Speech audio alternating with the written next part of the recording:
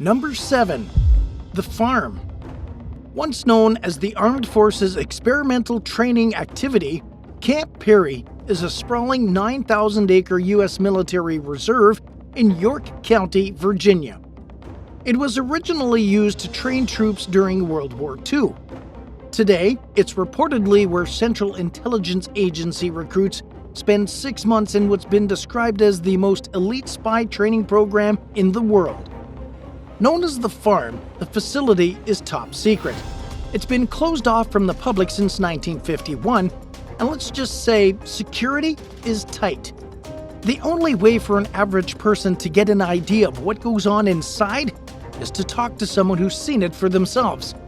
And finding a person willing to have that talk is difficult. Trainees learn all the 007-style skills you would imagine a CIA agent might need for their job, including shooting, intelligence gathering, lock-picking, driving a speedboat, how to flip a car, opening packages without detection, you name it, they'll teach it. The program also teaches recruits less conventional skills that might help them in their career, according to former CIA officer Amaryllis Fox, who told the Spying Game podcast that during her time living at the farm, she learned how to meditate, and she said it came in handy. The amount and type of training recruits receive depends on what their specialty will be once they become a full-fledged agent. For example, those who work at desks don't require much field training. Everyone there is subject to mock scenarios that are treated as seriously as they would be in real life, and they also learn how to withstand captivity and torture. Just in case. Those who go on to work in James Bond-type roles often spend more than the typical 6 months in training. Number 6. Top secret Iranian drone bunker. In May 2022, the Iranian army revealed that they have an underground bunker deep in the Zagros Mountains. In what the Daily Mail compared to a James Bond supervillain's lair, footage that popped up on state-sponsored TV showed military personnel whipping around on motorized buggies in a network of long concrete tunnels. Officials kept most of the details of the base under wraps, but claimed that the bunker houses 100 drones, including those capable of firing missiles. The exact location of the site is unknown, but it's somewhere near Iran's nuclear production site in Natanz.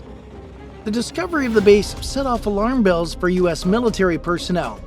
According to the Associated Press, experts who examined satellite images believe that the facility is so deep underground that it's likely beyond the range of U.S. weapons. This is especially concerning considering Iran's ongoing production of uranium ever since its nuclear negotiations fell apart. Given the inaccessibility of the bunker, it's unclear if the U.S. would even be capable of stopping Iran from making atomic bombs. Iran says that its nuclear ambitions are peaceful and within reasonable international guidelines, but inspectors haven't been allowed into the country's production facilities for years, and the highly secretive nature of the newly constructed bunker has only heightened suspicions among neighboring countries. Number 5. P.O. Box 1142. Located at Fort Hunt in Fairfax County, Virginia, there's a top-secret base known as P.O. Box 1142. It functioned as the East Coast headquarters for major U.S. intelligence operations during the Second World War. One of the site's main functions was to teach soldiers how not to get captured through an escape and evasion program. Troops also learned about the best escape methods to use if they were ever seized by the enemy. Between 1942 and 1945, over 3,450 German prisoners of high intelligence value were detained and interrogated. They were questioned on everything from Germany's military structure to details of its weapons technology, scientific research, and rocket development. U-boat captains and crew members were asked about the technical operations of their submarine, while scientists were grilled on topics like atomic weapons development. Interrogators underwent extensive training in both counterintelligence and psychology. Many were recent immigrants to the U.S. who were familiar with Germany's culture and spoke the language well. These staff members were revered for their highly effective yet non-violent methods, which were tailored to individual prisoners.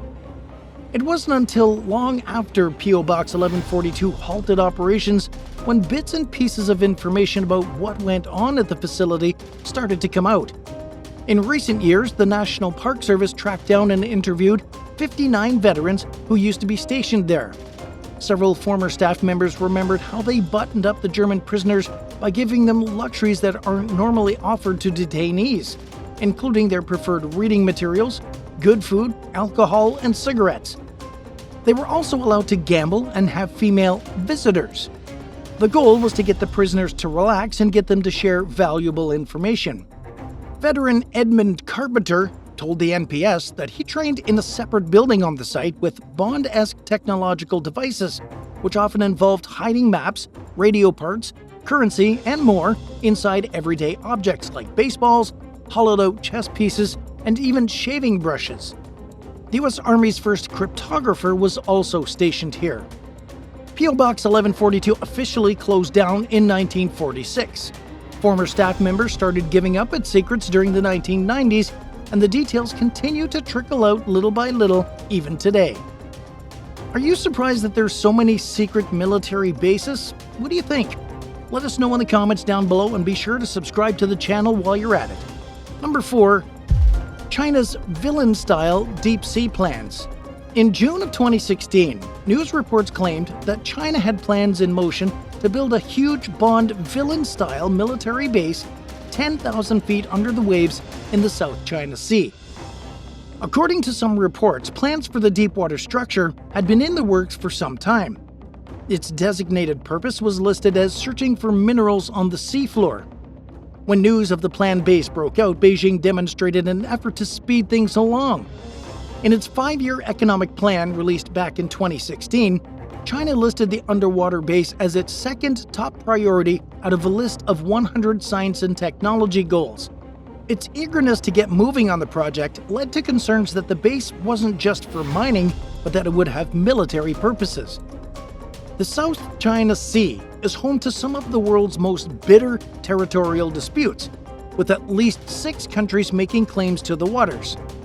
In the meantime, China has quietly sped up the build of its military productions in recent years, which is another reason why many doubted its plans to use the base strictly for mining. Installing an underwater structure nearly 2 miles beneath the surface would be extremely expensive, easily costing billions. It would also be very complicated. Naturally, the question on everyone's mind was how those tasked with carrying out the project plan to actually get it done. In keeping with the country's secretive ways when it comes to most things related to the military, officials refused to release details on how they foresaw their vision becoming reality. Brian Clark, a retired submarine officer and a fellow at the Washington Strategic and Budgetary Assessments, told Bloomberg that China's ambition to establish a deep-sea base is possible in theory, but nobody has ever attempted to install a long-term station at such an extreme depth. He said that the biggest challenge would be figuring out how to operate it for months at a time. In the years since the plan was actually announced, China has continued to quietly expand its submarine activities and build more bases. As of July 2022, the deep-sea station is still in the works, and steps are actively being taken to build a fully functional station along the sea's bottom. Number 3. National Security Agency Headquarters. Tucked behind a pair of noticeable and distracting mirrored buildings in Fort Meade, Maryland, the National Security Agency is headquartered in a drab 9-story structure that resembles an apartment complex. It's dwarfed by the buildings next to it, which are also part of the NSA campus, and the cluster of buildings is surrounded by a massive parking lot full of hundreds of cars. The structure was built back in 1963, while the other 2, which are reportedly clad in copper to block electromagnetic signals, were completed in 1986. It's believed that the campus has about 10 acres, and while it's clear based on the number of cars parked outside that there are a lot of people inside, nobody knows what's happening in there. If you're interested in finding out, though, now would probably be a good time to look into a career for the NSA or the Department of Defense. According to Wired, these agencies have grown so rapidly in recent years that as of 2013, they were outgrowing the complex at Fort Meade. A decade later in 2023, the NSA embarked on what was described as an unprecedented hiring effort. So if you think working in intelligence might be your calling, opportunities are apparently at an all-time high. Nothing is stopping you. Number 2, Camp Stanley. About 20 miles outside of San Antonio, Texas, there's a U.S. Army ammunition depot called the Camp Stanley Storage Activity. It initially functioned as infantry quarters during the early 20th century. Today, the site is used as a substation of the San Antonio Arsenal. As of 2005, the military identified Camp Stanley as a weapons and ammunition storage, testing, and training site. Sounds normal, right? But there's more to it. In 2010, rumors started swirling after a job posting for environmental work described the property as the site of sensitive missions. The ad said that the security requirements for the job are much more restrictive than other military installations. The next year, news stories reported an alleged Central Intelligence Agency presence at Camp Stanley. These claims came after a CIA official named Kevin Shipp sued the government over a house he lived in at Camp Stanley 10 years earlier. Government officials were quick to try silencing the suit, but the New York Times got a hold of court records from a separate but related lawsuit and made the connection between the CIA and Camp Stanley. Reporters believe that the CIA's affiliation with Camp Stanley had something to do with the storage of ex-Soviet weapons and the secret distribution of arms to fighting factions in conflicts that the U.S. doesn't outwardly support. In 2013, former CIA analyst Alan Thompson identified Camp Stanley as the probable site of a weapons stash called the Midwest Depot. It was supposedly in operation from sometime during the early 1960s until 2010, which, if true, means that it dates back to the beginnings of the CIA itself. In Thompson's opinion, this points towards the likelihood of the U.S. giving weapons to resistance groups in Soviet-occupied Eastern Europe. Thompson's report, which contains copies of government documents that he pored over, is convincing, but officials have declined to comment on the matter. Repeated requests by the San Antonio Express News to tour the facility have also been rejected, leaving a big fat question mark on what actually happens there. As the New York Times pointed out, there are no outward signs that the site is a CIA facility, but there probably wouldn't be given the agency's secretive nature. And at number 1, the Cheyenne Mountain Complex. Close to the Peterson Air Force Base in Colorado Springs, the Cheyenne Mountain Complex was built back in the 1950s. As it's situated deep inside a mountain at 7,000 feet above sea level, the 5-acre site was originally supposed to be used as a hardened command and control center against long-range Soviet bombs. It sits under 2,000 feet of granite and is one of the most secure facilities in the whole of the United States. The property is also protected by 25-ton blast-proof doors on all sides. Its 15 three-story buildings sit on top of specialized springs in the event of an earthquake or an explosion. The springs should stop the structures from moving any more than an inch. The complex is also capable of withstanding a 30-megaton nuclear explosion from as close as 1.2 miles away, as well as radiation bursts called electromagnetic pulses. There are enough beds at the site for most of the site's employees in case the need ever arises, as well as suites for high-ranking personnel, fitness centers, medical facilities, a cafeteria, volleyball and basketball courts, a racquetball facility, a softball field, and even a putting green.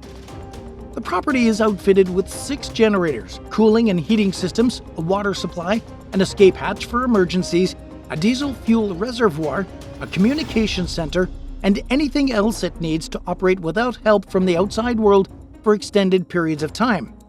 There's also a massive water reservoir, which would help the complex remain at a cool interior temperature if needed. Cheyenne also has its own crew of firefighters who undergo specialized training on how to combat fires in the unique facility.